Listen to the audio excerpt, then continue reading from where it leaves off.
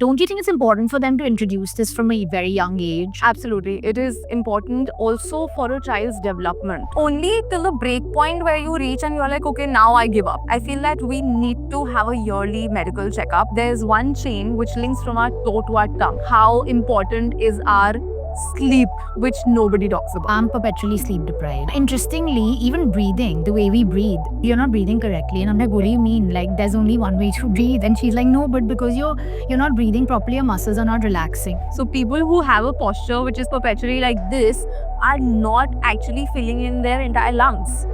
So even if you're breathing correctly and your stomach is getting inflated, you are not actually filling in the air in your back lobes. So that's something which I feel that we just consider that, okay, breathing is a very normal thing. And why should I focus on that? How am I breathing? But I feel that we should be aware about that. Physiotherapy students, if you ask them, it's like I did not get my admission in MBBS. That's when I realized, okay, there's something called as either BDS dentistry or I can do something of physiotherapy. I make sure I learn one new skill every year and attend at least 2 conferences every year. Wow. Just to know what's happening around the world. Because we are so much behind US, Europe or any other country for that matter, that they have done so much more research work that we just need to implement it.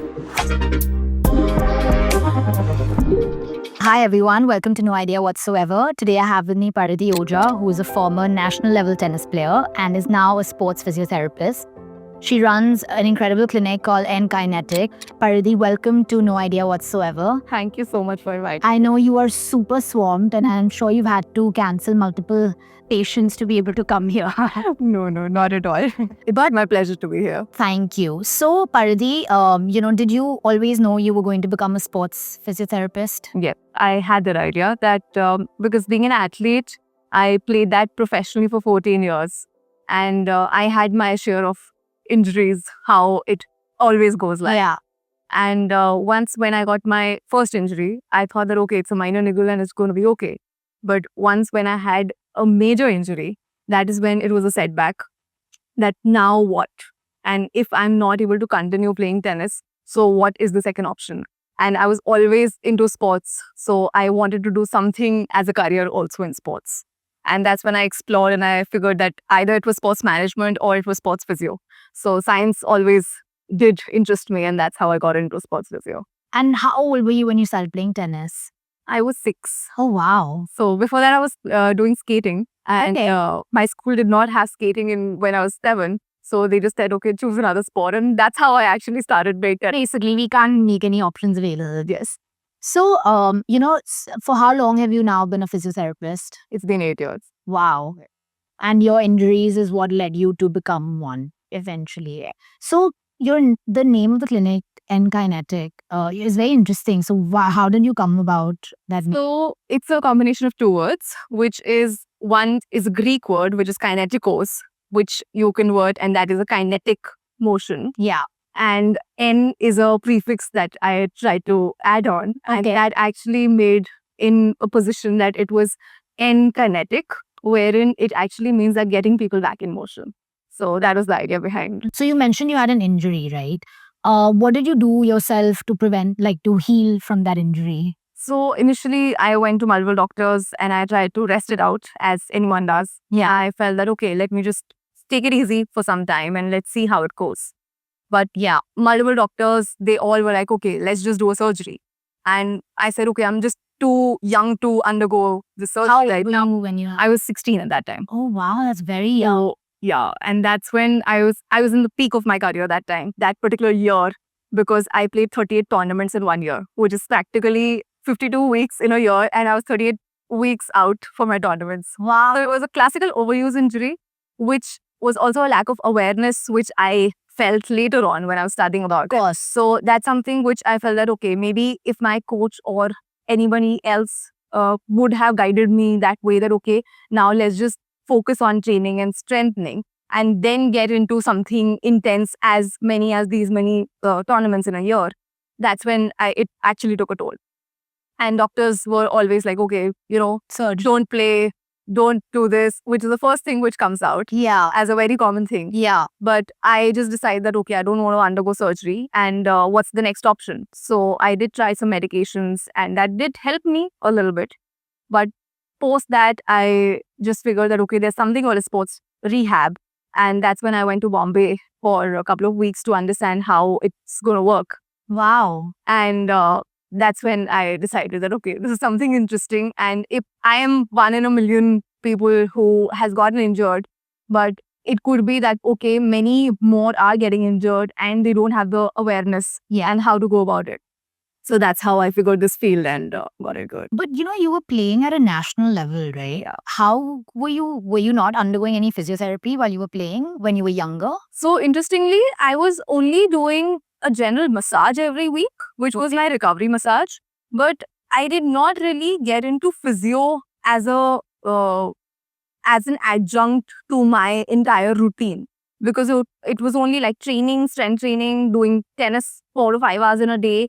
And that also we used to kind of bunk fitness. I was like, okay, let me just play tennis. Like, don't ask me to do this fitness. And physio was not so much in practice at that time. Yeah. So it was only that, okay, you get a massage done on a regular basis, and there was nothing called as foam rolling 15 years back. Yeah. So that was also something which I felt that, new advancements are coming up and it's evolving each and every day. That's something which is there. But in those times, we didn't have anything. So when you were studying, of course, sport would have taken the majority of your time, right? Was the school not like telling you that, listen, you need physio or these other things, the guidelines, nutrition, your basic fitness? Was that not part of your curriculum, like a sport curriculum? So I'm from Bal Bharti school, and they were very too much into sports. Okay. And that's where I actually started playing tennis.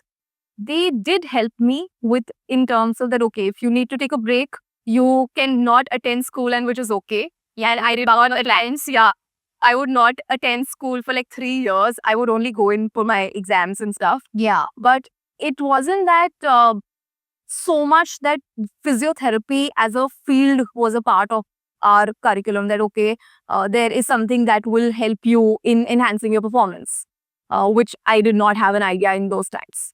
And surely that's very important, because physiotherapy and sport, or an athlete go hand in hand, right? I mean, Yes. now, of course, there's so much awareness, and some of the best athletes in the world travel with their physiotherapy. Absolutely. Yeah. But especially for schools, where sport is such an important part of our overall growing up, don't you think it's important for them to introduce this from a very young age? Absolutely. It is important also for a child's development, I feel. Because if you are aware about your body, if you know how things are going to look like in next coming years, from the like a young age, you are aware and you can actually enhance your performance in your, may that be just your daily routine activities, or may that be sports. So it's something which should be a part of the curriculum, wherein even if it's not something as a subject, but it should be something called as a physical literacy that we can start. And that's very important. Because we all have like physical education. Yes. But that is more like, listen, Go and play. go and play. Yeah. Yes. So if you were to sort of design something for a school curriculum, what are the aspects that you would inculcate in this? So there's something called as LTAD, which is a long-term athlete development, Okay. which is practiced widely across the world, but we don't have something like that in India. Okay. Which I feel is a very important subject, and which should be a part of, maybe even if it's just for sports people and not for everyone else, but it should be a part of the curriculum as a thing that, okay, you should know about what is a long-term athlete development, because it divides from the age of 3 till adolescence. And it has phases and stages where it tells you that how much of training you should be doing. Okay. How many hours in a week you should be putting in your recovery, how many hours you should be putting in your training, and what kind of nutrition that you need to take care of. Because there is a puberty age which everyone hits in. And that time, a lot of injuries happen. So we need to be aware about that. There are kids who come to me, especially in that age category, wherein the parents are also unaware that how did this happen? Yeah. We don't know. He's so young or she's so young. Yeah. How can they get hurt? Exactly. So that's something which I feel should be a part of it, so that everyone, and even the parents, should be aware of. Absolutely. So that's something which is important. So preventive, here you talked about just athletes, but even our lifestyles have changed so much. We're on the computers. I mean, I come to you all the time because my neck has been bad for like 5 years now. But how do you kind of focus on, educating people that physio is not something only after you're injured, but it's just a part of your routine, stretching, strength training, like you mentioned. I actually call this the new era where we are living in, a Yeah. tap, type, and collapse generation. Because the whole day we are on the phone typing, and then we just collapse. Like, we don't really focus on anything else.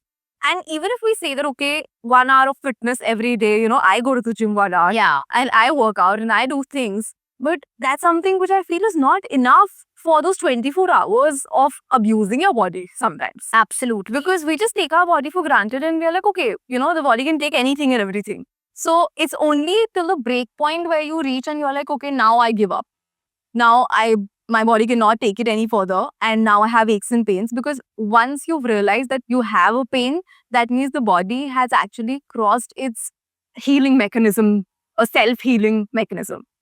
So that's something which is important for anybody and everybody, that you should be at least, every hour taking a 5-minute break, walk around, just stretch yourself and keep yourself as mobile as possible. Yeah. Because throughout the day, it's like I hear people sitting for 4 hours at the, yes. And also people who are working for like 14 hours in a day, and at least 12 hours they're on the chairs. Yeah. So something like just having a change of your, placement of the seat, or maybe just having a standing and a sitting desk, that will also help. How do you think the school desks are designed? Do you think what do you, Well, I think the old times, it was kind of a fixed desk that we had, and that was quite hard to cut your well figure. And then you're like uncomfortable, like just sitting yourself and like writing. But now I think it has changed. So I think like ergonomics has come in action quite a bit. is it very important for for schools to focus on having the right? Well, I remember when I was in school, everyone was like, sit straight, don't slouch. So that has been part of, everything that we've grown up with. But aside from that, just the basic, PT that we had was either a march past. Yes. But if they were to inculcate, maybe stretching or things that can become a part of your daily routine, it would actually be just in them to do it even as adults, and it would prevent so many different injuries. Absolutely. You were mentioning something about Australia having a very interesting system. Yeah, so I'm a part of a Sports Medicine Australia, and therein they actually did a research across Australia where they found that kids from the age of 12 had a decline in the physical activity, and they started something with collaboration with government, that they need to do something as a physical literacy for kids from that age so that they do not go down in their physical activity. Because from the age of 12 till 35 reportees, they observed that they did not have much activities, and that's when the physical problems and the other problems started in. Yeah, And even things like mental health. correct. When you're stagnant in a position and you're not moving around and you're just completely focused on your screens, you actually cannot think about anything else. And like in our younger days, I remember we used to just go out every evening and just play with kids. But nowadays, like there's so many restrictions that people just don't send their kids out. Yeah. And only when you're in a professional setup of a sport, then you're doing that. Otherwise, there's hardly a time that kids are actually playing out in, sunlight. So that's also causing problems like rickets and all, which we used to only study in our textbooks, that vitamin D deficiency causes rickets. But lately, especially during the COVID times, and the kids who were born during that time have not seen outdoors, and they actually got rickets. Wow. So, which is something which people are not aware about. They need to talk about that, and they need to focus on that, how important it is for just your personality development, your overall well-being, how important it is to just move. And I think Because the body is made to move. absolutely. Yeah. You talked about supplements, which is a very interesting thing because that's also again something that now is getting a little bit of awareness, but it's still not a mandate. So most of us in India especially have a B12 deficiency or a vitamin D deficiency. How do you create an awareness for really having to take supplements, and what is the right way of taking them? Because sometimes it's, So it's also because the things have changed over a due course of time, that how much sunlight we used to get as kids.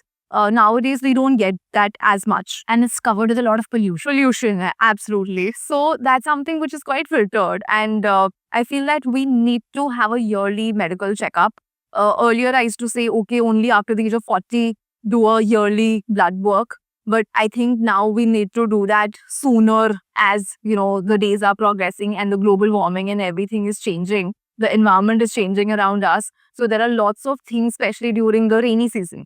We observe that there are a lot of aches and pains. Yes. And a lot of people get that. So that's something we should be aware about and also do the blood work on a regular basis. We need to make sure that we are visiting our GP or especially, the physiotherapist every year for like a thing to see checkup that, okay, how your body is looking like and you have modified certain activities. And it's not just when you're in pain that you need to go. Absolutely. Because once that pain comes, it's so hard for it to go that you'd rather prevent it from coming at all. Yes. So it's important to do that injury prevention as compared to just waiting it out that, okay, something will happen and then only I should start taking my supplements, or only when something happens, then I'll go and visit my doctor. Yeah. So that's something which is very important. People are not aware about that, how much and what kind of supplements to take, because nowadays there are thousands of supplements available. So which is the right one, which is something wherein your body can absorb or not absorb, that's also important to know. Because each and every supplement may not be absorbed the same way in each body. Sure. All blood types are different, so blood groups can't have all kinds of. Yeah. So that's something which we should be aware about. I think, this is something that I always talk about, that because we can't see our organs or we don't see what's happening inside, we don't really care about them so much. And we care so much about our physical appearance. But if we could see them, we'd be like, oh my God, what are we doing? But, obviously I studied biology and we all study biology in school, and it was so theoretical and technical that I possibly couldn't have imagined using any of that unless I became a doctor. Yeah. And if they were to slightly make it slightly more generic and important, which is to add these kinds of topics, I feel like it would go such a long way for children, Yes. I mean, I started from a Delhi University college in my bachelor's, and then I did my master's in sports. I had an access to a cadaver wherein I could actually study on that body, that how each and every muscle looks like. But the kids don't have an access to that. Yeah. Like the private colleges don't have an access to that. Okay, that's interesting. As compared to just, looking at the images and imagining that, okay, this muscle goes from here and this organ is from here to here. But that's something which should be a part of our curriculum in school as well. Yeah. Because there's so many times when I'm like, my neck is hurting, but then I'm told that actually it's on the pain might be in your neck, but it's actually a trap. So you need to strengthen that. Yeah, it's going. But I'm completely unaware and I don't even know so many muscles that exist and which ones are connecting here and what could. But this is so important. It's self-awareness actually. Interestingly, this weekend, I did a course which was on fascia chains, which is something which is covering our each and every muscle. And there's one chain which links from our toe to our tongue. Okay. So just imagine how each and everything is so interconnected and how beautifully our body is made. Like, if at all something goes wrong, it actually gives us a sign. If you're not feeling well, it gives us a sign. It's just that we tend to ignore it sometimes. That, okay, I have some slight discomfort, it just go away, let me just rest it out. But there is a sign which the body is giving you at each moment that, yes, this is supposed to be a certain way and it's not feeling right. Yeah. So body is made very simple, but we just kind of complicate it and we're like, okay, yeah, it's fine. Like, we take it for granted. So we should be aware about these smaller changes in our body that happen over a due course of time. Yeah. And we need to accept it and just not say, okay, I understand we say that age is just a number, but we still need to respect that number. Yeah. So if you know things right from the beginning in your school time, that how is my body going to function and what it is going to actually look like, we'll be more aware about stuff. And I think we can take care of our bodies better. So have you been invited, by any schools to talk about physiotherapy, to have any schools approached you to say, what we want this to be part of our curriculum? So interestingly, I went back to my school because I thought that at least I should make my juniors aware about that, how our body functions and what we can actually do to make it better. But schools have a little different concept and they look at it as, okay, how is this going to generate revenue for me? Which was very sad to see. That if I am actually coming in and wanting to educate and make that awareness a part of the curriculum, why is it that everything has to be just generate revenue system. Yes. So Right. that's something which I felt really bad. And I feel that we should actually add on these parts of, how the physical body works, what all things we can actually take care, how important is our sleep, which nobody talks about. I'm perpetually sleep deprived, so I'm your target market here. So sleep, hydration, your nutrition, everything is super important, which we are not aware about.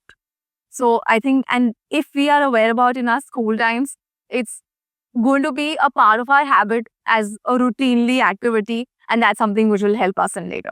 Interestingly, even breathing, the way we breathe, and Himani told me this, that, you breathe, you're not breathing correctly. And I'm like, what do you mean? Like, there's only one way to breathe. And she's like, no, but because you're not breathing properly, your muscles are not relaxing. So when you breathe in, your stomach should expand a little bit. Correct. And then contract when you breathe out. Yeah. And now I'm so conscious of it because she's actually told me every day, put your hand on your stomach and breathe in and out. So you're regulating your breath work. But that's something that I was just like, We just actually think that breathing is a very automated yeah, that is happening. But, we just know that, okay, we have two lungs on the right and left side, but we forget that those lungs also have smaller lobes, which is in the front and the back side. So people who have a posture which is perpetually like this are not actually filling in their entire lungs. So even if you're breathing correctly and your stomach is getting inflated, you are not actually filling in the air in your back lobes. So that's also something that's why our posture is so important. yeah. That then only we can actually use our lungs efficiently. So that's something which I feel that we just consider that, okay, breathing is a very normal thing. And why should I focus on that? How am I breathing? But I feel that we should be aware about that. And those smaller things also change our posture so much. And it's so interesting because even when you're upset or when you're angry, people are like, just focus on your breathing. Yes. And so much of your physical body has an impact on your mental health. Absolutely. And that in turn has an impact on your life and your career and your interpersonal relationships, your intrapersonal relationships. So, like, how does one manage that? I feel we should be more active through the day in terms of just movements. Because there's something called as functional movement screening that I do, Okay. which helps us to identify that how well is our body moving.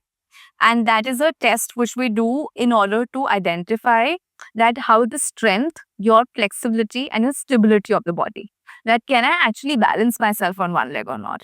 Or can I move a certain way or not?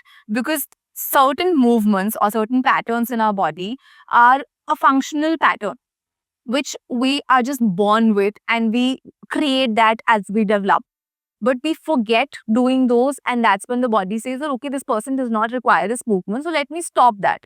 Or we are in a posture where we are sitting or doing certain activities for long duration, wherein we feel that, okay, this is a comfortable position and I feel nice. So internally, the body is still kind of getting back to its normal form. If I'm sitting in a certain way and my muscle is elongated, internally my muscle wants to shorten and come back, which is how ideally it's supposed to be. But because I'm so comfortable in that and I'm not thinking about my posture while I'm in a meeting or doing my stuff. Yeah. So body internally is just trying to contract the muscle and relax. But we are not aware about it. So only when something actually reaches to a point where our body gives us a pain signal, that is then we realize that, okay, we are not okay. Yes. So it's important to just be aware about your posture. Like, be mindful how you're using your body. If you have a sitting work, I know you can't change your work, but be aware that, okay, how many hours am I sitting? Can I do certain things or while walking maybe? Just walk on, when you're taking a call. Yeah. So you can just do that in walking as compared to just doing everything from that One desk. Also, during COVID, what started to happen that everyone had a work from home situation, and because of not having a right kind of ergonomic chair and desk, we all were sitting on the beds. Yeah. And that's like, every furniture has its importance. So we're not supposed to use that as a whole chain of that, okay, everything will just do on that one place. So that's something which we need to make sure that we are mindful about our bodies. And sometimes we just say that, okay, I don't have the time to go to the gym, or I don't have that sort of a facility, or my time does not allow that I can't do certain things. As simple as Surya Namaskar, which you just do it for 10 minutes every day, and that just opens up your entire body. And that focuses your breathing as well. Yeah. So that's something which I feel should be a part of, I would say, everyday routine, right from the beginning of childhood till adulthood. That if you can do 10 minutes of Surya Namaskar every day, that's a great thing. And going back to school a little bit, where you studied physiotherapy after you got this injury, did you know this was a field? Did your friends know? So you were in sports, so you knew, okay, physiotherapy is here. But I didn't know about it when I was in school. Yes, most of us did not know. And it still existed, clearly. Yes. It was more for just athletes, professional athletes. Yeah. And also, most of the physiotherapy students, if you ask them, it's like I did not get my admission in MBBS. That's when I realized, okay, there's something called as either BDS dentistry or I can do something of physiotherapy. And that's when it was their second option. Every time I have spoken to anyone, or I'm in an interview, or something's happening, they're like, and when I even interview physios for my clinic, they're like, was physiotherapy your first option? I was like, yes. And that doesn't make me incompetent, by the way. Absolutely.